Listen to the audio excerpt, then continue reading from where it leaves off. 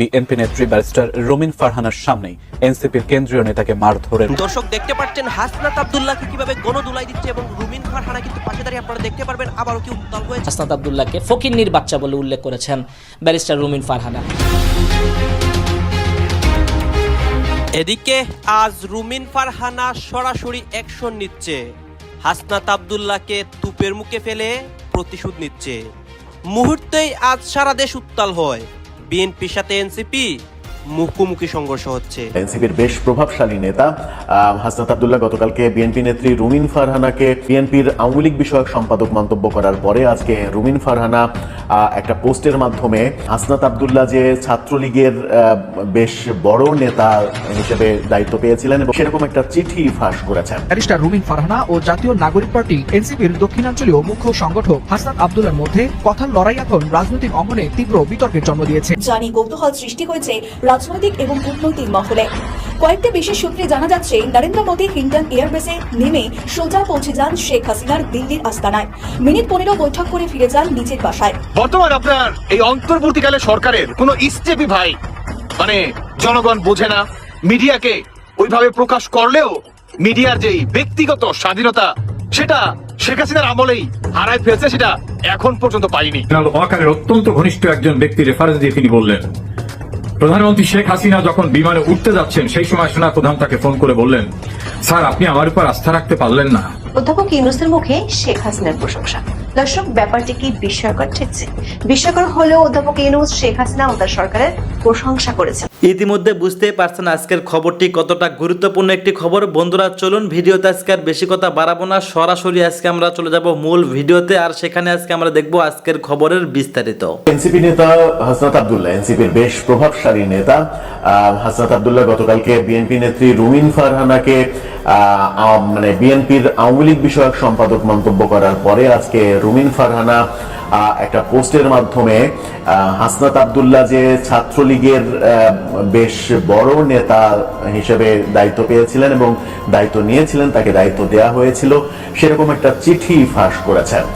সেখানেই জানা যাচ্ছে যে হাসনাত আব্দুল্লাহ সহ সম্পাদক হিসেবে দায়িত্ব পেয়েছিলেন 2022 সালে। রুমিন ফারহানার এই তথ্যটা সঠিক কিনা, রুমিন ফারহানা যে চিঠিটা ছাত্রলীগের যে চিঠিটা ফেসবুকে পোস্ট করেছেন সেই চিঠিটা যদি সত্য হয় তাহলে হাসনাত আব্দুল্লাহ সার্জিস আলমের চাইতে অনেক বড় জায়গায় ছিলেন ছাত্রলীগের মধ্যে, যেটা হাসনাত আব্দুল্লাহ বহুবার অস্বীকার করার চেষ্টা করেছেন। চিঠির সাথে আরো কিছু পোস্টও যুক্ত করেছেন রুমিন ফারহানা। সেখানেই প্রশ্ন উঠেছে যে তাহলে কি সত্যি সত্যি ছাত্রলীগের নেতা ছিলেন হাসনাত আব্দুল্লাহ, যিনি কিনা এখন মুজিববাদের কবর রচনা করার জন্য উঠে পড়ে লেগেছেন এবং যে কোনো প্রসঙ্গে আওয়ামী লীগের বিরুদ্ধে কথা বলতে পারলেই যেন এক ধরনের মানে ভালো লাগা কাজ করে, তার ভিতরে অতিরিক্ত ভালো লাগা কাজ করে, যে ব্যাপারটা বহুভাবে সমালোচিত হয়। কি আসলে ভেতরের রহস্য একটু বোঝার চেষ্টা করব সেই চিঠিটা এবং অন্যান্য ছবি নিয়ে যে পোস্ট করেছেন রুমিন ফারহানা তার ভিত্তিতে। দর্শক, বলছিলাম এনসিপি নেতা হাসনাত আব্দুল্লাহ ছাত্রলীগের বড় নেতা ছিলেন কিনা। আমরা দেখতে পাচ্ছি যে রুমিন ফারহানা একটা ফেসবুক পোস্ট করেছেন, সেই ফেসবুক পোস্টটাতে হাসনাত আব্দুল্লাহকে বেশ অরুচিপূর্ণ ভাষায় সম্বোধন করেছেন, সেটা বলতে চায় না। ফেসবুক পোস্টের স্ক্রিনশটটা আপনারা দেখে নিন। সেই স্ক্রিনশটেই দেখা যাচ্ছে যে হাসনাত আব্দুল্লাহকে লক্ষ্য করে তিনি বলেছেন, সেখানে বেশ কয়েকটা ছবি ব্যবহার করেছেন। অন্য ছবিগুলোর ব্যাপারে পরে আসছি। প্রথমে শেষে যে ছবিটা ব্যবহার করেছেন সেটা নিয়ে কথা বলি। সেখানে ছাত্রলীগের একটা চিঠি ইস্যু করা হাসনাত আব্দুল্লাহকে উদ্দেশ্য করে, সেই চিঠিটার তারিখ হচ্ছে 31/7/2022, অর্থাৎ জুলাই মাসের 2022-এর 31শে জুলাই এই চিঠিটা ইস্যু করা। সেই চিঠিতে হাসনাত আব্দুল্লাহকে উদ্দেশ্য করে সেই চিঠিটা দিয়েছিলেন তৎকালীন ছাত্রলীগের সভাপতি এবং সেক্রেটারি নাহিন খান জয় এবং লেখক ভট্টাচার্য। সেই চিঠিতে লেখা হয়েছিল, জনাব হাসনাত আব্দুল্লাহ প্রিয় সহযোদ্ধা, সংগ্রামী শুভেচ্ছা গ্রহণ করবেন। তাকে প্রিয় সহযোদ্ধা হিসেবে সম্বোধন করা হয়েছে। জাতির পিতা বঙ্গবন্ধু শেখ মুজিবুর রহমানের আদর্শ ধারণ করে উন্নত ও সমৃদ্ধশালী বাংলাদেশ বিনির্মাণের স্বপ্নদ্রষ্টা দেশরত্ন শেখ হাসিনার রূপকল্প 2041 ও চতুর্থ শিল্প বিপ্লব বাস্তবায়নে আপনার সপ্রতিভ পদচারণা প্রশংসনীয়। আপনাকে বাংলাদেশ ছাত্রলীগ কেন্দ্রীয় সহ সম্পাদক পদে মনোনীত করা হলো। কমিটির আমরা দৃঢ়ভাবে বিশ্বাস করি জাতির পিতা বঙ্গবন্ধু শেখ মুজিবুর রহমানের আদর্শ ধারণ করে মুক্তিযুদ্ধের চেতনাকে সমুন্নত রেখে দেশ গড়ার প্রত্যয়ে বিশ্ব শান্তির অগ্রদূত দেশরত্ন শেখ হাসিনার আদর্শিক ভ্যানগার্ড হিসেবে ক্ষুধা ও দারিদ্র মুক্ত অসাম্প্রদায়িক বাংলাদেশ বিনির্মাণে আপনার সর্বাত্মক অংশগ্রহণ বাংলাদেশ ছাত্রলীগের অগ্রযাত্রাকে আরো বেগবান করবে। জয় বাংলা, জয় বঙ্গবন্ধু। সেখানেই আল নাহিন খান জয় এবং লেখক ভট্টাচার্যের সিগনেচার রয়েছে, অর্থাৎ তাদের সময়ে হাসনাত আব্দুল্লাহকে সহ সম্পাদকের এই পদটা দেওয়া হয়েছিল। তার কার্যক্রমে, হাসনাত আব্দুল্লাহর কার্যক্রমে খুশি হয়ে এরকম একটা চিঠি রুমিন ফারহানা ফেসবুক পোস্টের মাধ্যমে সামনে নিয়ে এসেছেন। যদি চিঠিটা সত্যিই হয় তাহলে এখন কি দাঁড়ালো? এখন দাঁড়ালো যে হাসনাত আব্দুল্লাহ ছাত্রলীগের বড় নেতা ছিলেন। পাশাপাশি রুমিন ফারহানা আরো বেশ কিছু ছবি সামনে নিয়ে এসেছেন। ছবিগুলো আপনারা এক এক করে দেখুন। আমি বলি ছবি সম্পর্কে। একটা ছবিতে দেখা যাচ্ছে একটা দেয়ালের সামনে হাসনাত আব্দুল্লাহ দাঁড়িয়ে, দেয়ালে লেখা, সেই তো ধন্য যে ছাত্র জীবনে ছাত্রলীগের গর্বিত কর্মী হওয়ার সুযোগ পেয়েছেন। অধ্যাপক ইউনূসের মুখে শেখ হাসিনার প্রশংসা।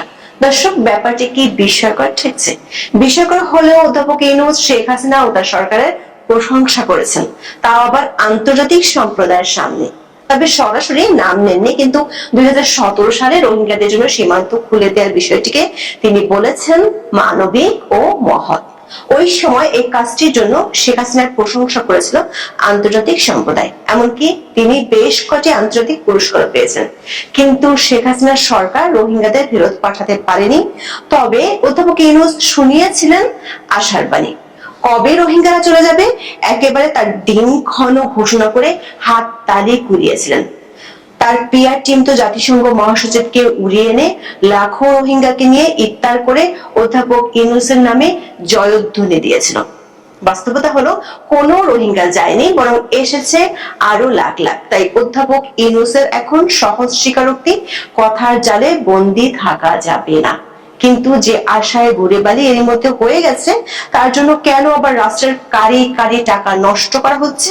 রোহিঙ্গা সমস্যার মূলে না গিয়ে আন্তর্জাতিক সম্মেলনের নামে কেন রাষ্ট্রের অর্থ অপচয়ের মৎসব চলছে? 9 মাস ধরে কেন রোহিঙ্গা ইস্যুতে খলিলুর রহমান সহ 4 জনকে নিয়ম বহির্ভূতভাবে উচ্চ বেতন দেওয়া হচ্ছে? উল্টো অধ্যাপক ইউনূস যখন কক্সবাজারের লাক্সারিয়াস হোটেলে সম্মেলন করছেন, তখন তার আগের রাত থেকে কয়েক কিলোমিটার দূরে গান ফাইট চলছে আরাকান আর্মি ও আরসা এবং মিয়ানমার জান্তার সাথে। সীমান্তে অপেক্ষা করছে আরো 50,000 রোহিঙ্গা যারা বাংলাদেশে আসতে চায়। এমন অবস্থায় আরেকটি অশ্বডিম্ব প্রসবের জন্য কেন কক্সবাজারে এমন আয়োজন? শুধু সেপ্টেম্বরে জাতিসংঘের সাধারণ পরিষদের অধিবেশনে অধ্যাপক ইউনূসের বক্তব্য দিতে হবে বলেই কি রাষ্ট্রীয় অর্থের এত অপচয়? বিস্তারিত জানতে চলুন যাওয়া যাক বিশ্লেষণে।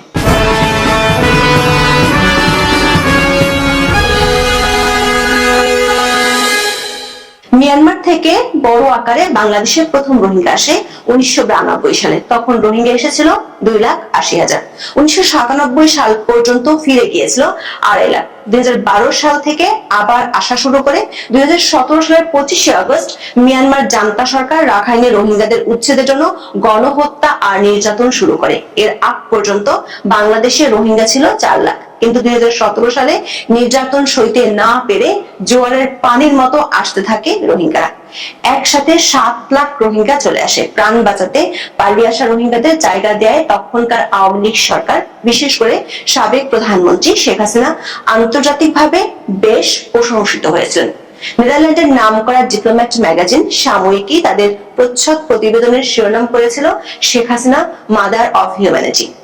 সংবাদ সংস্থা ইন্টারপ্রেস সার্ভিস থেকে ইন্টারন্যাশনাল অ্যাচিভমেন্ট অ্যাওয়ার্ডও দেওয়া হয়েছিল। গত বছর 5 আগস্ট ক্ষমতার পট পরিবর্তনের পর শেখ হাসিনার নামে বাংলাদেশের আদালতে চলছে অভিযোগের শুনানি। আওয়ামী লীগের কার্যক্রমে সরকার দিয়েছে নিষেধাজ্ঞা। তবে অধ্যাপক ইউনূস 25 আগস্ট একটি আন্তর্জাতিক সম্মেলনে শেখ হাসিনার সরকারের সেই সময়কার সিদ্ধান্তকে বলেছেন মানবিক ও মহৎ ছিল। কক্সবাজারে রোহিঙ্গা অংশীজন সংলাপের উদ্বোধনী অনুষ্ঠানে তিনি মন্তব্য করেছেন, 2017 সালে সীমিত সম্পদ ও সামর্থ্য থাকা সত্ত্বেও মানবিক বিবেচনায় তাদের জীবন রক্ষার জন্য রোহিঙ্গাদের জন্য সীমান্ত উন্মুক্ত করে দিয়েছিল বাংলাদেশ। বিএনপির সহ আন্তর্জাতিক বিষয়ক সম্পাদক ব্যারিস্টার রুমিন ফারহানা ও জাতীয় নাগরিক পার্টি এনসিপির দক্ষিণাঞ্চলীয় মুখ্য সংগঠক হাসনাত আব্দুল্লাহর মধ্যে কথার লড়াই এখন রাজনৈতিক অঙ্গনে তীব্র বিতর্কের জন্ম দিয়েছে। সূত্রপাত রাজধানীর আগারগাঁয়ে নির্বাচন ভবনে সংসদীয় আসন সীমানা পুনর্নির্ধারণের শুনানিকে কেন্দ্র করে বিএনপি ও এনসিপির নেতাকর্মীদের মধ্যে ধাক্কাধাক্কি ও উত্তেজনা থেকে।